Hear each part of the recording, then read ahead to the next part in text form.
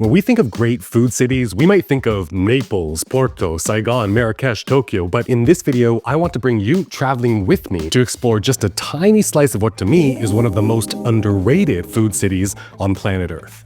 Throughout Southeast Asia, street food is often the underpinning recommended experience for new visitors, and Jakarta is no different. But with countless videos about their fantastic street food, the restaurant scene is largely ignored, and I want to take you to a few spots from the north to the center to the south of this intense maze of a metropolis. But first, before moving on from street food, if you ever find yourself in Jakarta, one incredibly beautiful sight of organized chaos is to just witness the late afternoon setup of all the street food vendors along Jalan Mangga Besar as we prepare for the evening rush.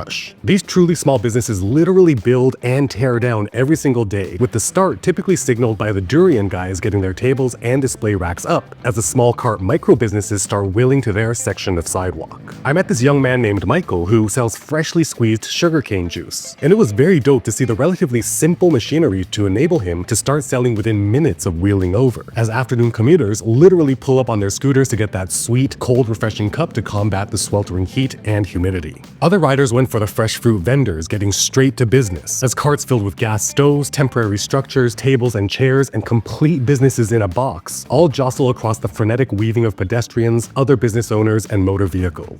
So many micro businesses selling all kinds of deliciousness, from the tremendously approachable to the downright terrifying. But it's along this street food haven where I found the first awesome restaurant I want to share, called Kwe-Tiaw, Sapi, Aciap. Let's get a quick lay of the land though. Zooming into the 17,000 island archipelago nation of Indonesia.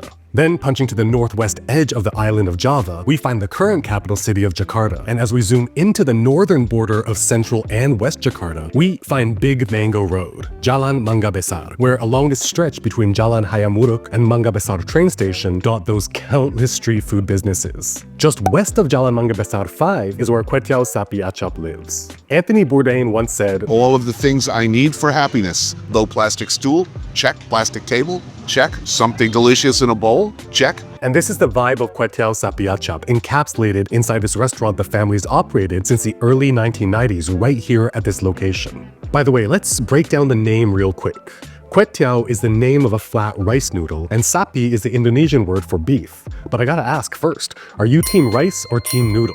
Let me know down in the comments, but me personally, I've always been team rice. So even though the name of the business says Kwe-Tiaw, that rice noodle, what I always order here is nasi goreng sapi, or their beef fried rice, and it is, without hyperbole, my favorite fried rice on planet Earth. The takeout experience itself is awesome as well.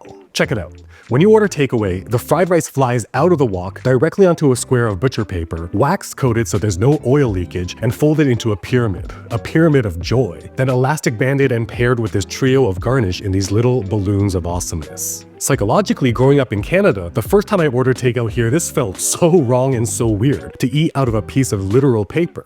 But honestly, it's probably the most efficient way to eat, especially with rice, because you can just fold the paper up into a wall to help scoop into the spoon. But yeah, for me, because I like my spicy foods, I use the entire pack of these green chilies as well as their sambal, both of which has some serious kick and yet are so fragrant at the same time. I cannot overstate the quality of the food. And it's one of those interesting things to think that there are literally thousands of small family-owned businesses just like this one, which all at the outset appearing to be dingy holes in the wall, where someone like me who grew up in Toronto would be initially scared to set foot into, and yet, if I never did, would have forever been deprived of truly outstanding cuisine. Finishing up and settling my bill at the podium counter, a grand total of 57,000 Indonesian rupiah, roughly $3.50 US. The nasi goreng sapi here at Kwe-Tiaw Sapi Aciap is definitely my personal top 10 favorite bites of food of all time. Let's take a quick coffee break to, of all places, the hell, a Starbucks? But hear me out, or rather, see me out. I chanced upon the Starbucks just outside Exit C of Duku Atas MRT subway station. And I say see me out because this Starbucks is staffed primarily by deaf and hearing impaired employees. I just thought it was super interesting when I walked up to order without even noticing and was pointed to a tablet with this little sign behind that says, "We can't hear you, but we'd love to serve you." So I ordered an ice Americano tall, and while the squad was making my drink, I took a quick look around and thought thought it was really cool that the wall had Starbucks written in their font and had the Indonesian sign language symbols directly above each letter, along with this poster to teach the entire alphabet in Indonesian sign, complemented with some nice murals throughout. Heard my order number announced on their order progress screen, and picked up my coffee and was off to the rest of my day. But since this Starbucks is right outside of the MRT entrance, let's hop on Jakarta's impossibly clean subway system and travel southbound to Block M station. By the way, if you do ride their MRT far enough south, make sure you do the dance when passing through Senayan station.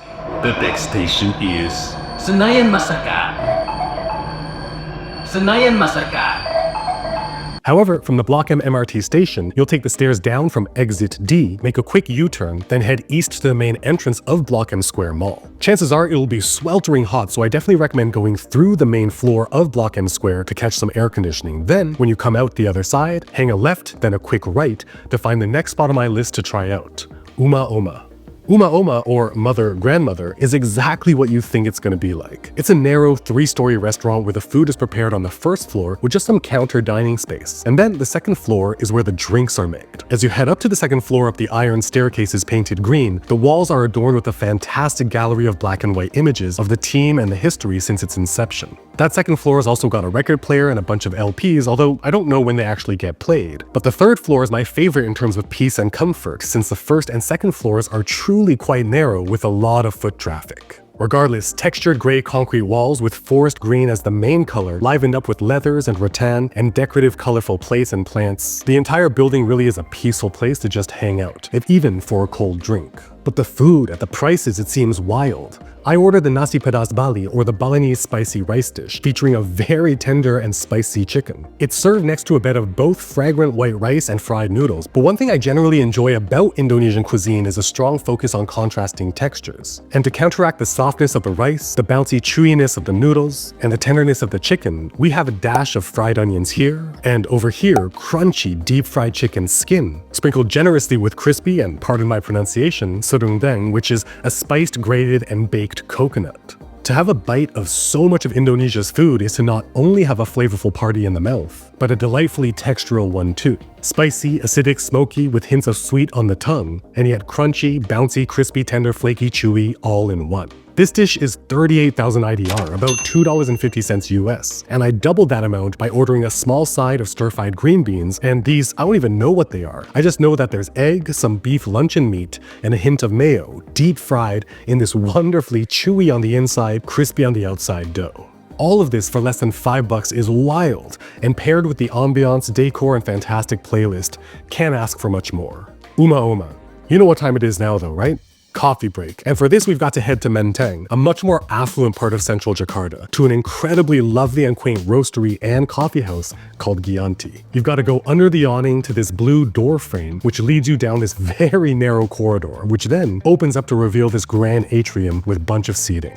A few steps forward takes you to the main coffee bar where you will see the board of the featured and available roasts. And one of the many reasons why I feel like this place is an absolute must visit is because they pretty well feature only Indonesian beans. I actually initially popped in between work meetings to get some work done, but just fell in love with the place and had to explore, and it's weird. Sort of feels like a maze. I mean, there's so many separate rooms on multiple floors, all with such unique decor.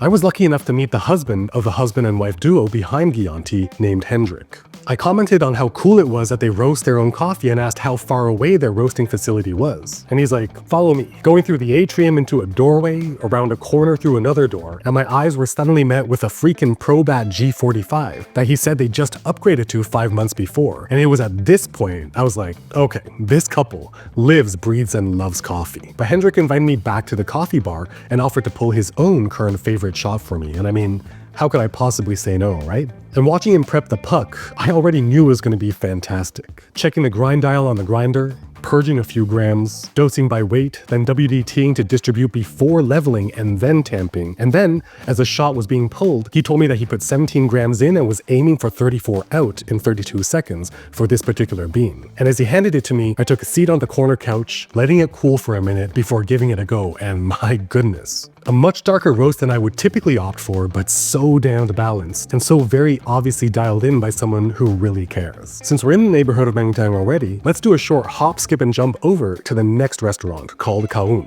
a word that translates to clan or tribe in Indonesian, but paradoxically features an ever-evolving menu representative of traditional cuisine from all over the 17,000 islands. My first time here was last April, treated by the client-side PM after we finished a pretty big project down to the wire. And I had to come back, so you guessed it. As soon as we wrapped up this visits project, we headed straight back. KAUM's yet another nondescript spot when gazed at from the street, but entering the dining room, you are met with a truly beautiful, what feels like a converted old factory, with the exposed beams, concrete floors, and expansive segmented full-height windows. Juxtaposed against the cold industrial shell is a ton of open air, modern warm wood furniture, natural blues and greens, accented by the deep red of their brand colors, and choice vintage movie signage peppered throughout. So what did we order?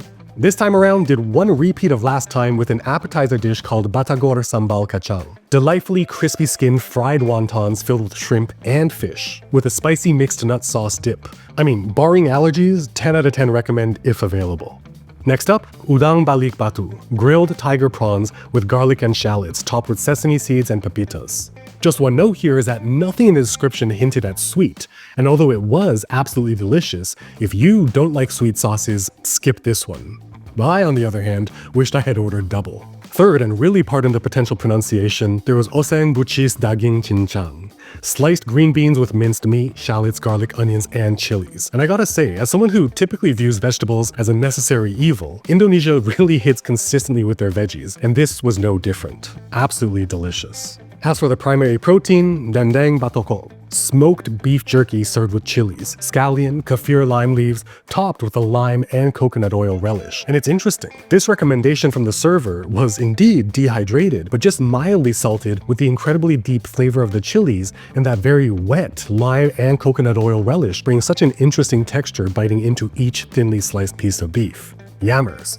This entire meal was definitely secret handshake worthy, and as you can see, we did the damage. And the damage to the wallet coming in at 650,000 IDR, or just under $40 US. You know, I started this video wanting to share that Jakarta is one of the most underrated food cities on earth, and I thought it was fitting to focus this tiny slice of a video specifically on a few restaurants that focus most on Indonesian cuisine. Jakarta can be a mess of a maze of hazy, exciting, sweltering, beautiful chaos, challenging to navigate both on foot and on wheels, but with hidden treasures tucked in every nook, cranny, and down every tiny sub-street's sub-alley.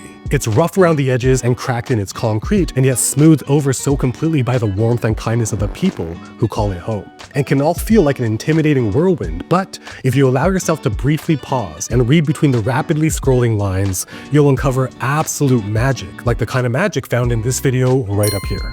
If Jakarta, that frenetic and tough outer, isn't your vibe, but travel itself is, you will definitely want to watch this video down here. I'll leave them both on screen for a few seconds so you can choose which one to watch next, but while you're deciding, if you like this video, consider subscribing and hitting that bell so you'll be notified the moment new videos just like this one drop.